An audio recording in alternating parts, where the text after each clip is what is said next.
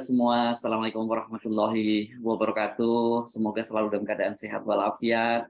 Saya jujur saja sejak kemarin itu termenung-menung ya membaca berbagai informasi di media massa ya. Ini dipicu oleh pernyataan dari Kapuspen TNI yang menyatakan bahwa dia masih akan mengecek karena ada kabar 3 orang prajurit TNI itu meninggal dunia dalam kontak senjata dengan OPM dan masih di kawasan Duga juga. Dan kemudian ada lagi beritanya, ini berita dari Kilat. Ini lebih detail lagi, kilat.com itu disebutkan di sini bahwa 5 orang yang disebutnya gugur gitu bahasanya, dia sebutkan dan itu yang saya bikin kaget, dia bisa menyebutkan namanya, itu ada seorang letda itu dari SAT 81, dari Satuan 81 itu saya kira ini Gultor nih, pasukan elitnya Kopassus. Kemudian ada yang ada seorang Praka disebut di situ dari Den Bravo, ini berarti juga elitnya pasukan Kopasgat TNI AU. Dan ada dari grup 1 Kopassus ini, tentu saja ini ada dari Parako ya, yang markasnya di Serang. Nah, apakah memang sehebat itu ya pasukan OPM ini sehingga kok bisa ketika banyak sekali korban berjatuhan dari TNI, dari pasukan elit? Atau pertanyaan saya, apakah ada persoalan dengan TNI sendiri? Apakah kualitas pasukannya menurun? Saya tapi nggak percaya soal itu. Mari kita ajak Anda ngobrol bersama dengan Bung Selamat Ginting, seorang analis politik dan militer dari Universitas Nasional di Jakarta. Assalamualaikum Bung Ginting. Waalaikumsalam warahmatullahi wabarakatuh. Prihatin sekali nih, Bung Hersu. Iya. Saya jujur aja ingin, rasanya ini karena bukan media-media bukan media-media besar di Jakarta yang menulis beritanya, tapi dia lebih detail gitu ya, Bung Rocky, Bung Ginting, disebutnya bahwa ini SAT 81, ini Gultor ya, dari Kopassus, kemudian Den Bravo itu kan berarti Kopassus. Ini apa iya sih gitu sehebat ini pasukan OPM itu, dan apakah selemah itu pasukan-pasukan kita? Ini Anda dapat informasi seperti apa, Bung Ginting? Ya, pertama tentu para wartawan menunggu segera sebenarnya informasi dari Puspen TNI. Tapi waktu berjalan terus, ketika wartawan tidak mendapatkan sumber primer, pasti dia akan mencari sumber sekunder atau tersier. Maka kemudian semua mendapatkan informasi, dan duka cita mendalam menurut saya ini sebuah keprihatinan bahwa kita kehilangan begitu banyak prajurit dalam upaya pembebasan sandera di Nduga ya, dan ini tentu kehilangan fisik prajurit baik yang gugur maupun luka-luka berat maupun ringan, termasuk keluarganya, satuannya, dan juga bangsa dan negara kita ini. Nah, ini nama-nama yang tadi disebut ini membuat kita bisa kehilangan motivasi, Bung Hersu. Ya. Terutama bagi prajurit ya. Prajurit lapangan ya. Persis. Motivasi, kepercayaan, dan kehormatan keluarga juga ya, termasuk satuan dan pimpinan serta negara. Karena sebenarnya kalau di dalam operasi pertempuran itu tidak ada prajurit yang salah, Bung Heru. Yang ada adalah komandannya. Siapa komandannya ini kan? Nah, kemudian kalau kita teliti lagi satu persatu data korban itu, Bung Hersu, itu Letda Afriyadi dari Satuan 81 Kopassus, ini Gultor ya, SAT 81 Gultor Kopassus, luka tembak, saya tidak sebutkan luka tembak di bagian mana, juga ada Praka Muhammad Sugeng dari Den Bravo, Komando Pasukan Gerak Cepat Angkatan Udara.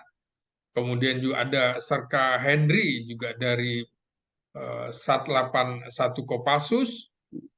Lalu ada Serda Wahyu dari Grup 1 Parako Kopassus. Juga ada Sertu Marlin dari Grup 1 Kopassus. Nah, ini lengkap namanya ya. Ini lebih lengkap namanya, dan jadi dari Gultor tadi ada 2 orang ya berarti ya. Iya, Gultor ada 2 orang, Grup 1 2 orang, kemudian Den Bravo Kopasgat 1 orang. Nah, yang dari grup 1 Sertu Martin ini informasi terakhir itu memang belum dievakuasi, Bung Hersу. Nah, Ini Parako ya sementara kalau grup 1 ini ya. Para ya komando. betul, para komando. 2 orang luka tembak belum dievakuasi juga dalam kondisi sadar.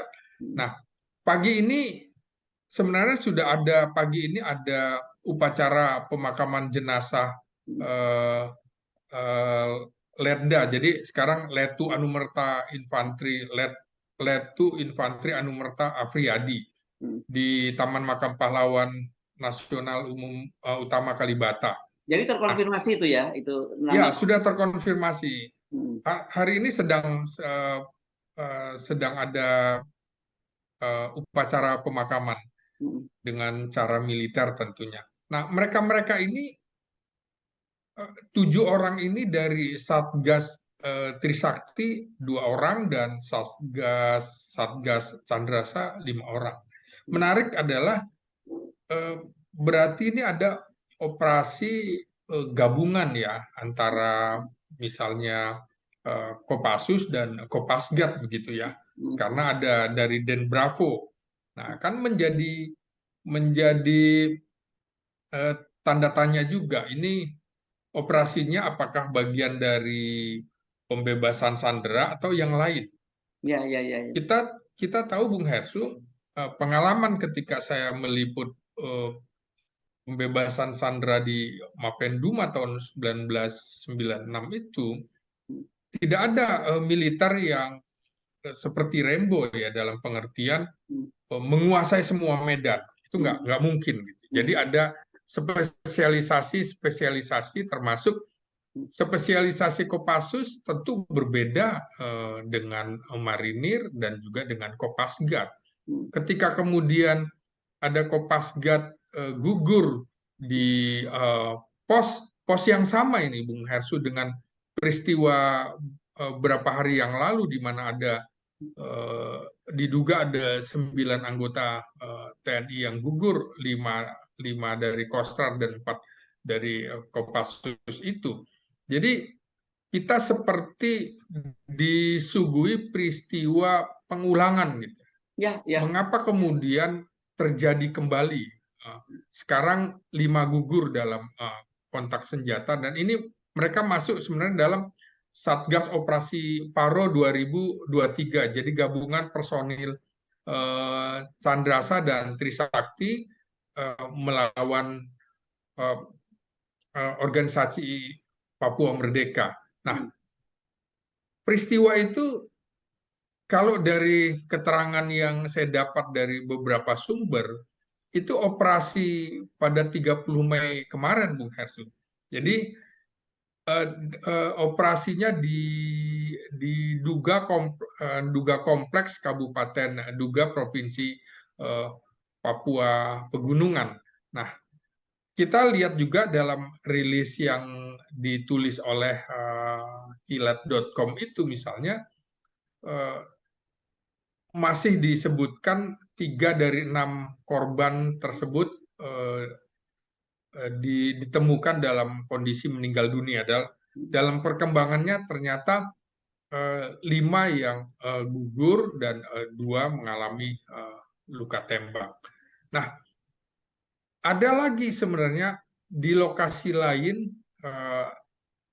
di helipad gitu di Lanut di Timika, masih di Kelurahan Kuamki Narama, Distrik Mimika Baru, Kabupaten Mimika, juga ada evakuasi sebanyak 4 korban. Nah, ini belum ketahuan nih siapa korbannya. Dari 4 korban tersebut, 2 juga dinyatakan gugur dan 2 lainnya luka-luka. Nah, korban belum diidentifikasi siapa, apakah sama dengan korban yang atas nama Letda Afriyadi itu. Jadi ini kita masih menunggu informasi. Menurut saya sayang sekali kalau Puspen TNI lagi-lagi terlambat memberitakan, yang membuat kemudian opini publik TNI menjadi kurang bagus, Bung Hersu. Jadi opini jadi dikuasai oleh pihak OPM yang ini harusnya tidak terjadi, dan kita tahu dalam peristiwa sebelumnya Puspen TNI mencicil satu korban dulu, kemudian berapa korban, padahal Oh, yang waktu wartawan April kemudian dulu ya, ketika Panglima TNI dan semua turun ke sana. persis. Ya, ya, ya. Ya, Panglima TNI, Kasat, Panglima Kostrat, dan Jenkopasus turun ke sana. Akhirnya wartawan tentu mencari informasi dari tangan-tangan lain, dan ini sebenarnya kerugian dari TNI. Mestinya harus diperbaiki juga pola pola komunikasi dari Puspen TNI ini. Kita tahu, Bung Hersu, eh, peristiwa penyanderaan pilot Susi Air Kapten Philip Max Martin ini itu sejak Februari ya, jadi hampir sekitar 3 bulan oleh kelompok Egyanus Kogoya. Jadi sudah hampir, dengan sekarang kira-kira hampir 4 bulan lah. Bulan ya. Dan ya kita tahu evakuasinya belum berhasil dilakukan, dan ini sebenarnya sangat disayangkan. Lagi-lagi korban berjatuhan, dan ini dari pihak TNI, dan dialami oleh pasukan-pasukan elit kita dari Kopassus, Kopasgat, dari Kostrat. Ini yang saya bilang akan menurunkan moral prajurit dari satuan lain. Belum lagi dari masyarakat. Masyarakat tentu akan membuat pertanyaan, Anda saja tidak mampu menjaga diri sendiri, apalagi menjaga kami. Itu kan Ya. sangat disayangkan gitu. Dan Jadi sebelumnya ada juga perwira kan, yang marinir ya, yang juga yang tewas juga ya waktu itu ya. persis ya, jadi ada Letnan 2 Marinir juga baru lulus dari Akademi Angkatan Laut, gugur. Nah, itu juga menjadi pertanyaan, kenapa ada marinir, kenapa ada Kopasgat gugur di wilayah darat yang mestinya bukan spesialisasi mereka gitu. Memang mereka adalah pasukan tempur darat, ya betul, tapi masing-masing punya spesialisasi. Infanteri pun ada spesialisasi macam-macam. Nah, ini juga begitu, seperti saya bilang tadi, militer bukan Rambo yang bisa masuk di semua medan. Kehati-hatian yang dipesankan oleh Laksamana Yudo Margono sebagai Panglima TNI ternyata kemudian menimbulkan korban jiwa terus-menerus, Bung Hersu. Ini kan menjadi pertanyaan. Untuk menyelamatkan seorang pilot, Kita kehilangan tapi banyak sekali iya, kita ini gitu kalau kan. dihitung mungkin sekitar 20 prajurit kita menjadi korban, Bung Hersu. Ya, ya, ya, ya, ya, ya, ya. Oke. Nah, kita lihat, dan peristiwanya ternyata bukan di dalam hutan, Bung Hersu, bukan di Ya. dalam hutan. Kalau kita lihat medan operasi di Aceh misalnya, di mana pengalaman meliput di Aceh, juga pengalaman meliput di Timur Timur, itu kan banyak pertempuran itu dilakukan di hutan. Nah, tapi di hutan dan di gunung. Kalau di Papua ini kan hanya sekitar kampung, Bung Hersu, distrik, atau bahkan jalan raya. Nah, OPM itu kalau kita perhatikan tidak masuk terlalu jauh ke dalam hutan. Itu kan beda dengan pola operasi di Timur Timur maupun di Aceh. Aceh gitu, Bung Hersu. Ya, ya. Nah, yang menjadi pertanyaan adalah pola operasinya. Pola operasinya seperti apa, kemudian juga pola pembinaan satuannya seperti apa gitu. Mengapa tidak belajar dari pengalaman? Tentu pola operasi dan pola pembinaan tidak bisa dipisah-pisah, harus menjadi satu dalam pengertian sebelum operasi itu dilangsungkan, saat operasi itu dilangsungkan, dan setelah operasi itu dilangsungkan. Seperti apa pola pengamanan rute dan kampung-kampung yang ternyata kok mudah sekali dibaca oleh oleh OPM, dan ini kan kelemahan kita, kelemahan TNI yang ternyata mudah diserang di pos Koramil Duga juga. Ini lagi-lagi peristiwa pengulangan, Bung Hersu. Ya. Jadi kalau kita hitung sudah sekitar 20 orang lebih prajurit TNI gugur di lokasi yang hampir sama. Ya, ya, ya, ya. Ini terlalu mahal Artinya, harga yang harus kita bayar ini ya. iya, artinya mereka yang makin pintar atau TNI yang semakin menurun, begitu kan Bung Hersu ya? Nah, itu dia. Itu. Nah, nah, atau latihannya itu terutama menghadapi gerilya yang harus ditingkatkan. Mereka tentunya kalau kita lihat di Aceh maupun di tim-tim itu eh, kan dia masuk hutan. Kalau ini sepertinya masuk kucing-kucingan nih, Bung Hersu. Hmm. Kucing-kucingan bersembunyi di tengah-tengah masyarakat, sehingga sulit untuk pasukan TNI memukul, menembak. Karena pengalaman yang kemarin, masyarakat itu kan dijadikan perisai, Yes. dijadikan tameng begitu. Itu yang harus mungkin juga segera diselesaikan, bagaimana cara mengatasi masalah-masalah ini, jangan sampai kemudian rakyat menjadi korban, prajurit terbaik kita juga menjadi korban, begitu Bung Hersu. Yes. Saya ingin meneruskan pertanyaan-pertanyaan Anda tadi yang juga mengganggu pikiran saya itu. Iya, Ya, jujur, Bung Ginting, di luar bahwa ada data-data bahwa pasukan elit kita salah satunya Kopassus yang terbaik di dunia, begitu ya. Saya juga iya, dalam interaksi dengan mereka, kita juga bisa menyaksikan memang mereka ini prajurit-prajurit yang handal. Saya tidak yakin kalau mereka ini dengan mudah dikalahkan begitu saja oleh OPM. Apalagi kita tahu ya, OPM itu kalau dibandingkan sebagai wartawan yang kita pernah meliput di Timur Timur, di Aceh dan sebagainya, kita bisa membandingkan kan bahwa masuk ini nggak well trained seperti Papua atau Timur Timur. Kalau nggak Aceh dan Timur Timur ya. Aceh kan pernah juga latihan di Libya dan sebagainya. iya. Jangan-jangan ini ada semacam pasukan asing gitu sebenarnya yang bermain. Sehingga kalau saya misalnya kepada kasus kita ingat beberapa waktu yang lalu ada Kabinda, Brigjen Putu Dani yang kemudian naik jadi Maijen, Iya. itu ada sniper. Memang OPM sejago itu bisa sampai punya sniper yang bisa menembak seorang jenderal. Nah, Eh, kemungkinan itu bisa saja terjadi, dalam pengertian juga kita tahu beberapa prajurit TNI dengan Polri juga disersi, Bung Hersu ya. Ya, tapi Jadi masuk, disersinya kan dari pasukan biasa kayak sampai Yotam Bugiangge misalnya. Itu ya, pasukan infanteri biasa lah dia kan dari kos iya, dia misalnya. Bukan pasukan elit juga gitu loh, Bung Ginting. ya, dalam pengertian kan mereka menyatu juga dengan masyarakat. Hmm. Kemudian tentu dalam perang gerilya itu eh,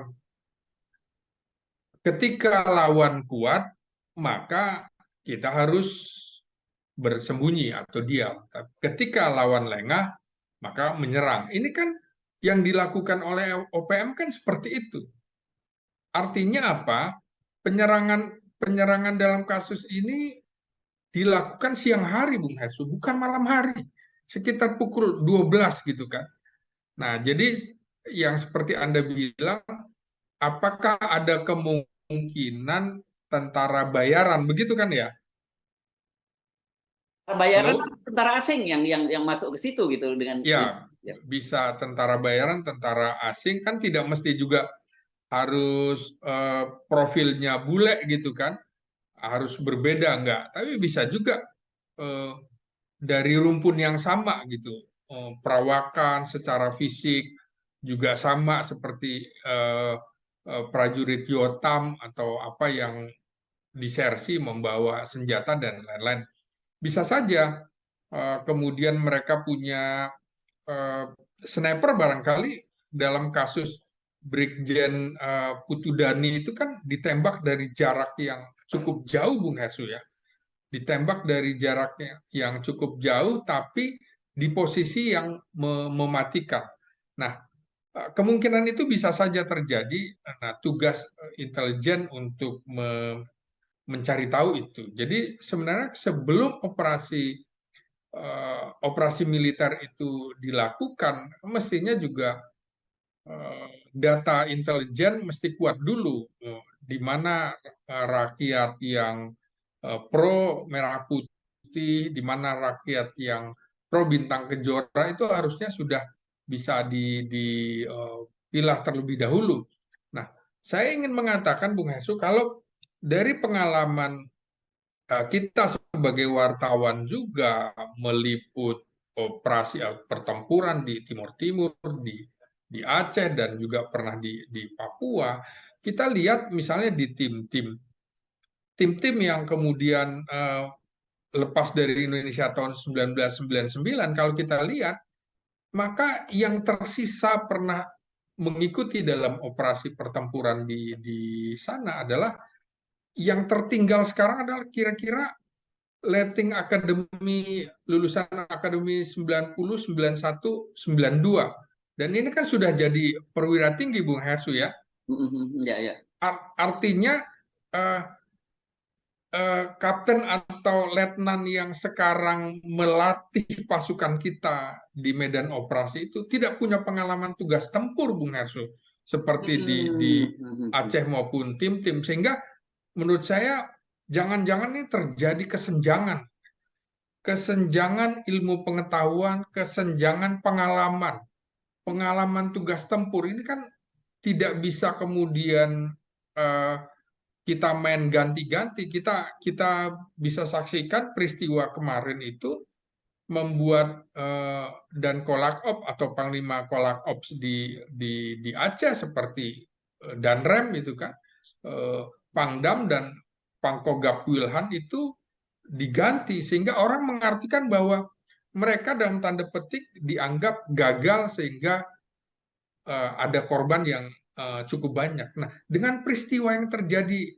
1-2 hari kemarin ini, apakah kemudian akan terjadi pergantian lagi, diganti lagi, dan rem, Pangdam, dan Panglima Kogab Wilhan, 3, padahal baru hanya 1 minggu atau 1 pekan 2 pekan menjabat posisi yang baru.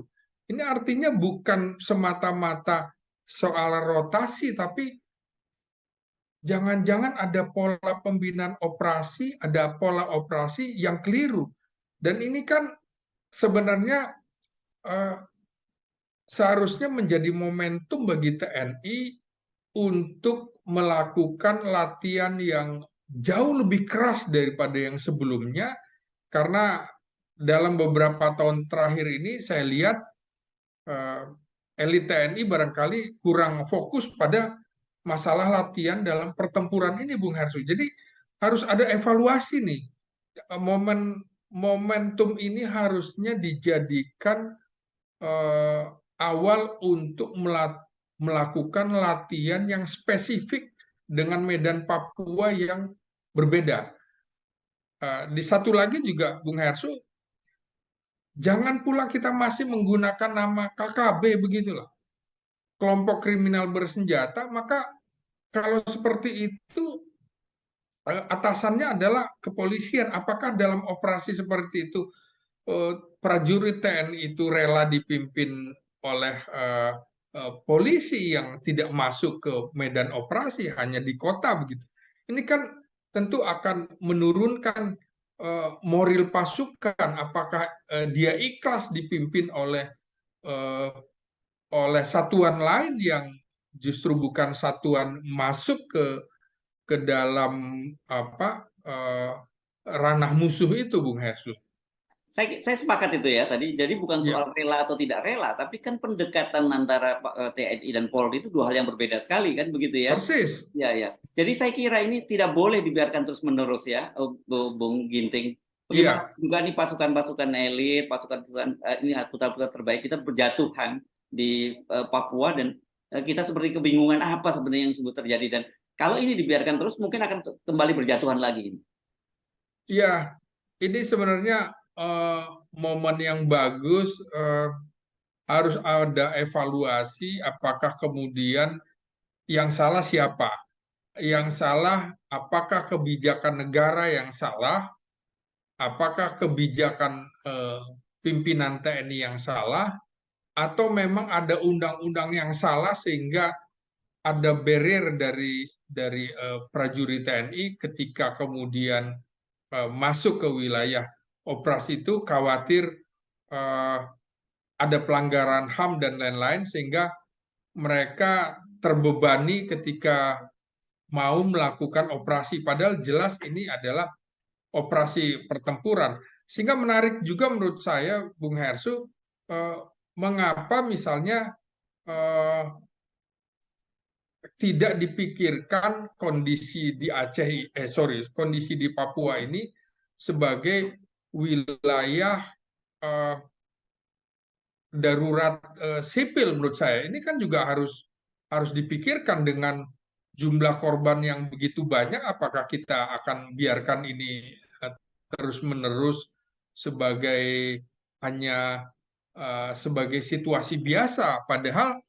eh, kondisinya segitu banyak, begitu banyak kalau dihitung selama 2023 saja sudah lebih dari 25 prajurit TNI belum gabungan dengan polisi yang gugur. Kenapa kemudian pemerintah tidak berpikir untuk mengubah menjadi uh, menjadi darurat sipil dalam peristiwa di Papua ini. Ini menurut saya perlu kita perhatikan juga, Bung Hersu. Jangan sampai kemudian uh, uh, muncul korban-korban berikutnya yang akan meruntuhkan moral pasukan kita yang lainnya. Begitu, Bung Hersu. Ya, baik. Terima kasih, Bung Ginting. Jadi rekomendasinya saya kira jelas ya, bahwa kita tidak ingin terus melihat prajurit TNI, putra-putra terbaik kita berjatuhan di Papua karena satu kesalahan dari kebijakan dari pemerintah dan juga ada persoalan-persoalan lain yang Anda singgung tadi, termasuk soal pola latihan dan sebagainya ya. Bukan. Ya, satu lagi, Bung Hersu. Yes.